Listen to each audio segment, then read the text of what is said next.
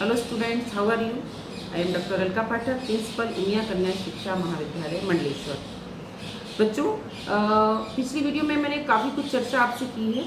उसमें एक टॉपिक आया था निकल कर, तर्क। तर्क से आप क्या तर्क से आप क्या समझते हैं? तर्क क्या होता है? तर्क जब हमारे सामने कोई मुद्दा होता है, कोई समस्या होती है, तो तर्क कार्य कारण में संबंध होता है। कार्य और कारण में संबंध स्थापित करके किसी निष्कर्ष पर पहुंचता है ना। किसी समस्या के समाधान करने में हमारी सहायता देता है ना। किसी समस्या का समाधान जब करते हैं तो तर्क के द्वारा हमें उसका निष्कर्ष निकलता है, उसके समाधान तक हम पहुंचते हैं, तो यह तर्क कहलाता है।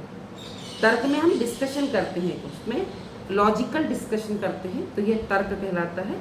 एक डेफिनेशन मैंने आपको दी है, वो डेफिनेशन के द्वारा भी आप उस तर्क को समझ सकते हैं कि तर्क जो फलदायक चिंतन है। फलदायक चिंतन से मतलब कि तर्क करने के बाद कोई हम निष्कर्ष पे पहुंचते हैं, पॉजिटिव आंसर पे पहुंचते हैं। ऐसा नहीं कि तर्क कर लिया और बैठ गए।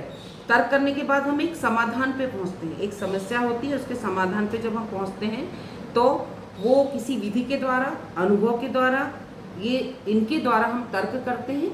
ज्ञानी व्यक्ति और अनभिज्ञ व्यक्ति तर्क नहीं कर सकता, या इलिटरेट पर्सन भी तर्क नहीं कर सकता। तो तर्क कौन कर सकता है? जो लिटरेट पर्सन होता है। तो वो तर्क में डिस्कशन करके हम एक समाधान पे पहुंचते हैं, ये तर्क कहलाता है। बस आपको छोटा सा क्वेश्चन आएगा, आपको छोटा सा आंसर देना है। थैंक यू बच्चों, ऑल द बेस्ट।